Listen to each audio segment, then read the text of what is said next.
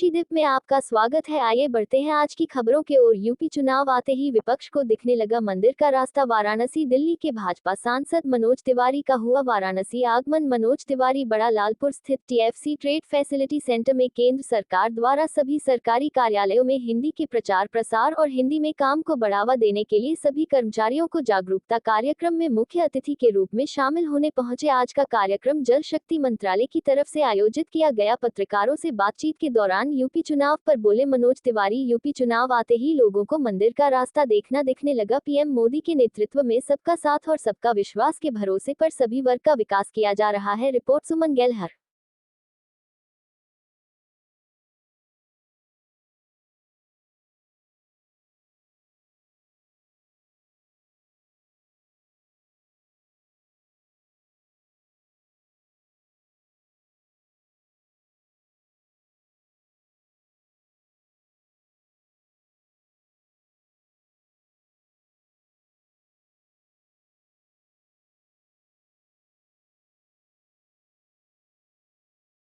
Sir आज वाराणसी है क्या?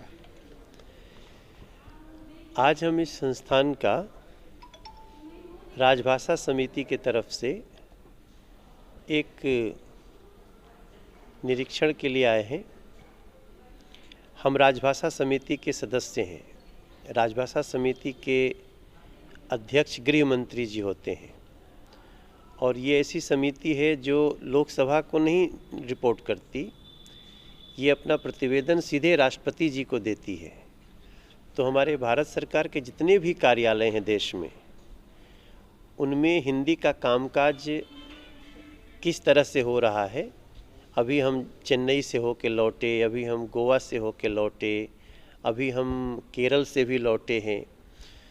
तो आज वाराणसी के इस संस्थान में हम लोग हैं और यहाँ से थोड़ी जानकारी लेंगे। हमारा उद्देश्य है कि पूरे देश में उत्तर से लेकर दक्षिण तक, पूरब से लेकर पश्चिम तक, जम्मू कश्मीर से कन्याकुमारी तक, 7 सिस्टर्स मतलब जो हमारी 7 बहनें कही जाती हैं, असम, मिज़ोरम, नागालैंड, ये जो स्टेट है नॉर्थ ईस्ट के, उससे लेके और गुजरात तक हर जगह भारत सरकार के कार्यालय में हिंदी का कितना कार्य करना ये नियम बना हुआ है।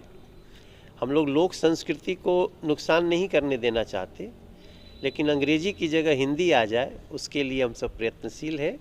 आज उसी में हम इस संस्थान में थोड़ी बातचीत करेंगे, यहाँ हिंदी की प्रगति कैसी है और आता है कुछ। और बात की जाए इसमें ब्राह्मणवाद पूरी पार्टी कर रही है, क्या कहेंगे?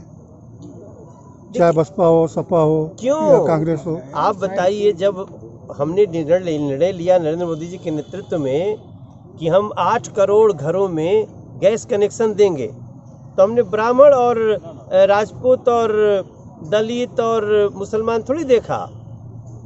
हमने अभी, आप सोच लीजिए, पहली बार इस देश में हम यहाँ जितने लोग खड़े हैं ना, कोई ऐसा व्यक्ति नहीं कह सकता कि मेरे को आरक्षण नहीं मिल रहा है। एक ब्राह्मणों को नहीं मिलता था, ठाकुर लोगों को नहीं मिलता था, जो अगड़े कहे जाते थे, अब उनके भी गरीबों को 10% आरक्षण कर दिया। ये सोच किसकी थी? नरेंद्र मोदी जी की सोच थी कि गरीबों को भी आरक्षण मिलना चाहिए। यहाँ तक कि मुस्लिम के समाज के भी लोगों को भी आरक्षण दे दिया। एकरे बादे वो वैसी परेशान बढ़त, हम क्या करी। महंगाई पे क्या कहेंगे सर? महंगाई लगातार जैसे बढ़ी, पेट्रोल गैस की कीमतें। देखिए, हम लोग एक विशेष समय में, विशेष संकट के समय में से गुजर रहे हैं। आप देखिए, आपके घर में भी लोगों को वैक्सीन लगा होगा, किसी को पैसा नहीं देना पड़ा होगा। एक वैक्सीन का डोज 550 रुपये का सरकार को पड़ रहा है। तो एक परिवार में अगर सोचिए 5 आदमी होगा तो वो 3000 रुपया सरकार ने दिया। अब सरकार भी करती है तो कहीं ना कहीं से तो जुगाड़ करके ही करेगी। तो ये देश महान है, वो समझता है इस समय प्राण बचाना जरूरी है। और जो नरेंद्र मोदी जी ने देश भर की, सोचिए अभी जब आपसे बात कर रहा हूँ 71 करोड़ लोगों को वैक्सीन लग गया मेरे भैया। और हम दिसंबर तक इस देश के हर व्यक्ति को हम वैक्सीन लगा देंगे। अब इसके लिए जो थोड़ा बहुत कहीं ना कहीं से पैसा इकट्ठा करना पड़ता है, वो उसका डीजल पेट्रोल में आपको दिखता होगा। बाकी तो ये मोबाइल का कितना सस्ता होगा। 2 दिवसीय दौरे पे हैं जम्मू कश्मीर। उनका कहना है कटरा से वैष्णो देवी का पैदल पद यात्रा करेंगे। भला ये सद्बुद्धि तो आई। आप देखिए, ये समस्या तब होती है ना कि राहुल गांधी जैसे लोग जब चुनाव आता है तो वैष्णो देवी भी जाते हैं, शिव जी के मंदिर भी जाते हैं, और फिर वो कंठी माला भी पहन लेते हैं। और जैसे ही चुनाव नहीं होता है तो पता नहीं कहाँ इटली में कहीं जाके बैठे होते हैं। अभी जब हम लोग की संसद चल रही थी और संसद में इतना बड़ा ओबीसी के पक्ष में निर्णय हो रहा था तो राहुल गांधी नहीं थे संसद में, हम बहुत ढूंढ रहे थे उनको। ये लोग, ये असल में देखिए, राहुल गांधी को क्या लगता है जो कुर्सियां पे नरेंद्र मोदी बैठे उनके बाबू के बाप के हमारे कुर्सी पे, नाना दादी की कुर्सी पे कैसे गरीब घर का लड़का बैठ गया। तो अब इसका तो कोई निदान हमारे पास नहीं है ना भैया।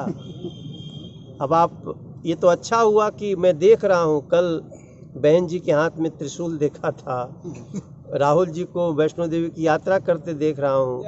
ये नरेंद्र मोदी जी को और चल लेने दीजिए थोड़ा सा, जोगी जी को, मोदी जी को, ये कहाँ कहाँ जाएंगे आपको देख के बहुत आश्चर्य होगा। मनोज भैया, ये ओवैसी जी ने ये कहा है कि दलितों का भी उत्तर प्रदेश में मॉब लिंचिंग हुआ है और वो बहुत सारे सीटों पर यहाँ पर लड़ेंगे। क्या मानते हैं, क्या कुछ होने वाला है? ये लोग जो है ना, ये चुनावी प्राणी हैं जो नाम ले रहे हैं ना, आपको ओवैसी और ये सब, ये चुनावी प्राणी हैं। जो चुनाव आता है तो ये खड़े हो जाते हैं, फिर कहीं जाके। इन लोगों का काम ही है लोगों को धर्मों में बांटना। इनका विकास का कोई एजेंडा आप सुनते हैं कभी? इंसान इंसान है ना, हिंदू हो या मुसलमान हो, इंसान इंसान है। फिर क्यों बांटने में लगे हो? हम सबका साथ, सबका विकास के साथ उत्तर प्रदेश को आगे बढ़ा रहे हैं। अब यहाँ पे इतना बड़ा संकुल है, इसमें कबीरदास जी की मूर्ति लगी है। यहाँ हमारे अभी अंसारी जी मिले थे, उनकी दुकान है। यहाँ कोई भेदभाव थोड़ी है। भारतीय जनता पार्टी मतलब बिना भेदभाव के सबको साथ लेकर के, सबका विश्वास लेकर के, सबका विकास करने वाली पार्टी है। तो हमारा जो मूल सिद्धांत है, देश को मत बांटो। ओवैसी जी जैसे लोगों का सिद्धांत है, वो मुसलमान करते रहेंगे और ये भारतीय जनता ओबीसी तो पार्टी पूरा से विश्वास। ओबीसी दौरा कर रहे हैं, लगातार दौरा कर रहे हैं, तो क्या कितना नुकसान हो सकता है? ये भैया हर जगह ही दौरा करते हैं। आसामों में दौरा कर रहे थे, बंगालों में, तो क्या हुआ इन लोगों का? तो क्या अब यहाँ इस प्रांगण में हमसे राजनीतिक मत पूछिए। 2022 यूपी चुनाव जो है बिल्कुल नजदीक है, लगातार सियासी सरगर्मी तेज है, अपनी अपनी तरफ से दावा किया जा रहा है। क्या कहेंगे, कितनी सीटों पर दावा? निश्चित तौर पर इस समय सियासत तेज है सर। अब देखिए, हम किसी और उद्देश्य से हैं ना, अब प्रांगण में आप हैं, इसके बाहर कुछ कहेंगे तो हम राजनीतिक बात करेंगे। यहाँ तो सरकारी यात्रा पे हूँ, लेकिन सब गंगा मैया की कृपा है, सब अच्छा होगा।